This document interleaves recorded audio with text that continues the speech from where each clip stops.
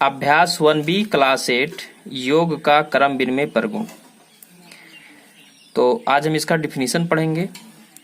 तो यहाँ पर क्रम विनिमय परगुण या नियम कई प्रकार का होता है। घटाव का क्रम विनिमय परगुण होता है, योग का क्रम विनिमय परगुण होता है। तो आज हम पढ़ेंगे योग का क्रम विनिमय परगुण। तो चलिए देखते हैं। अगर कोई पूछे कि योग का क्रम विनिमय परगुण क्या होता है, तो आपको एक परिभाषा याद कर लेनी है कि दो परमेय संख्याओं को किसी भी क्रम में जोड़ने पर योगफल समान होता है, तो उसे हम योग का क्रम विनिमय परगुण कहते हैं। ठीक, तो यहाँ पर लेकिन जो योग का क्रम विनिमय परगुण होगा उसमें कितने परमेय संख्या होंगे? दो परमेय संख्या होंगे, है ना। तो आपको ये परिभाषा याद कर लेना है क्रम विनिमय परगुण का। कौन सा क्रम विनिमय परगुण? योग का क्रम विनिमय परगुण। कौन सा क्रम विनिमय परगुण? योग का क्रम विनिमय परगुण। अगर कोई पूछे कि योग का क्रम विनिमय परगुण किसे कहते हैं, तो आपको खट से इसे बोलना है कि दो परमेय संख्याओं को किसी भी क्रम में जोड़ने पर योगफल समान होता है, तो उसे हम योग का क्रम विनिमय परगुण कहते हैं। लेकिन योग का क्रम विनिमय परगुण में कितने परमेय संख्या होंगे? दो परमेय संख्या होंगे। इसमें दो परमेय संख्याओं की बात कर रहा है। तो पहला हम ले लिए हैं -5/6 और दूसरा ले लिए हैं 2/7। अब इसको हम दो क्रम में जोड़ेंगे। तो पहला मैं ले लिया है, पहला रखा, फिर उसके बाद में दूसरा, फिर बराबर लगाया। अब यहाँ पर पहला फिर दूसरा, अब दूसरा यहाँ पे पहले स्थान पे आ जाएगा और फिर पहला बाद में जोड़ेंगे। ठीक, अब इसका मान -5/6 है, फिर दूसरा का 2/7 है, बराबर दूसरा 2/7 और पहला -5/6। यहाँ पे ब्रैकेट रहेगा। ठीक बेटा, क्योंकि माइनस है। तो हमने ये ले लिया।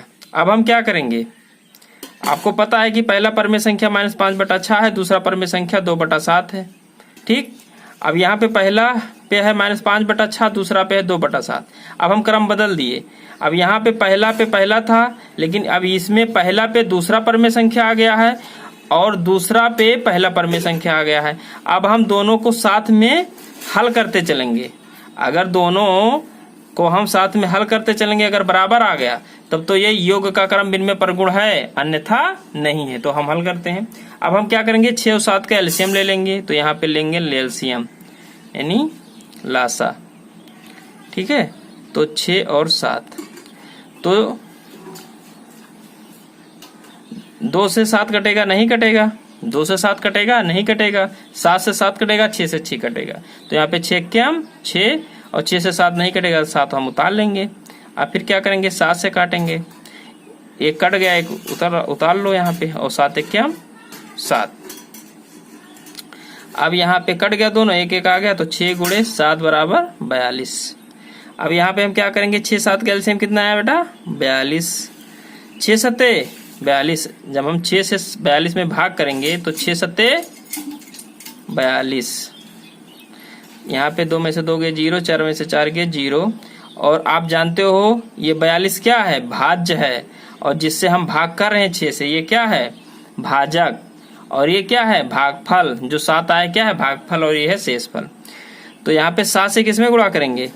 5 में, -5 में। तो -5 × 7 धन 7 से 42 में भाग करेंगे तो 7 छक 42, 7 छक 42 कट गया। 6 से किस में गुणा करेंगे? 2 में, 2 × 6 बराबर।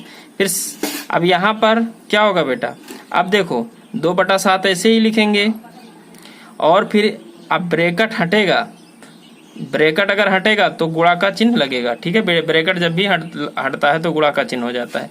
तो ब्रैकेट के बाहर प्लस है और ब्रैकेट के अंदर क्या है बेटा? माइनस है। तो हम क्या करेंगे? प्लस गुणे, अभी ब्रैकेट हटेगा तो गुणा नहीं लगेगा, माइनस। तो आप जानते हैं प्लस और माइनस का गुणा क्या हो जाता है? हमेशा माइनस। तो -5/6। यहाँ पे -35 धन 12/42 बराबर ले चलेंगे। अब फिर देखो 7 और 6 कैल्शियम आप निकाल चुके हो, 42 आता है। 7 छक 42, 6 2 गुणे 6 माइनस 6 सत्ते 42, 7 आया, 5 गुणे 7। अब यहाँ पे बेटा 35 माइनस 35 में से 12 घटेगा, ठीक है, तो कितना आएगा, तो घटा लो। 5 में से 2 गए 3 और 3 में से गए 2। अब यहाँ पे समझ लो कि 35 बड़ा है, बड़े में से तो छोटा घटा है। और यहाँ पे नियम होता है कि अगर जिसका साइन जिस साइन में से घटता है, जिसमें में से घटता है उसका साइन लगता है। तो 35 में से घटा तो 35 किस में, माइनस में, तो माइनस यहाँ पे लगेगा, बटा 42 बराबर 2 छक 12 और यहाँ पे माइनस 35 बटा 42। अब देखो बेटा माइनस 23 बटा 42 तो आ गया। अब देखो 35 में से 12 घटाएंगे तो कितना आएगा, 23 आएगा ना, बटा 42। लेकिन मैंने क्या बताया, मैंने यहाँ पर क्या बताया कि 35 में से घट रहा है तो 35 का साइन लगेगा ना। तो यहाँ पर 35 किस में है, माइनस में है, तो माइनस लगेगा। अब देखो मैंने क्या बताया कि माइनस 23 बटा 42 और फिर माइनस 23 बटा 42 बराबर है कि नहीं है, दोनों बराबर हैं, इक्वल है ना। तो क्या यहाँ पर ये योग का क्रम विनिमय प्रगुण है, यहाँ पर योग का क्रम विनिमय प्रगुण नियम लागू होता है, हाँ नियम लागू होता है, हाँ तो ऐसे नियम लागू होता है। तो अभी हमने जब हल किया तो ये दोनों बराबर आ रहे हैं, तो हम क्या लिखेंगे, तो यहाँ पर दोनों जो परमेय संख्या है ये क्या हो गया, बराबर हो गया। क्रम बदले कि नहीं बदले, अरे पहले -5 बटा 6 लिखे, फिर बाद में 2 बटा 7, फिर पहले वाले स्थान पे दूसरा परमेय संख्या लिख दिए और दूसरे वाले स्थान पर पहला परमेय संख्या लिख दिए। अब यहाँ पर जब दोनों को हल किए, दोनों परमेय संख्या को, तो क्या बराबर नहीं आया, तो हम लिख सकते हैं कि इसलिए योग की संक्रिया क्रम विनिमय प्रगुण को संतुष्ट करती है। तो ऐसे है, ठीक है बेटा।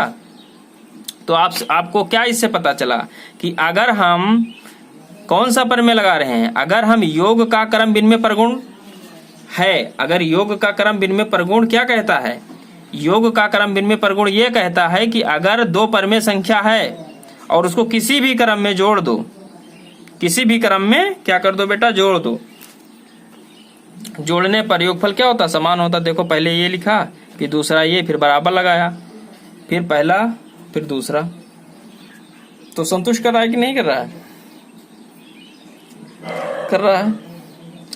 तो अगर समझ में आया हो तो सब्सक्राइब कर दीजिए और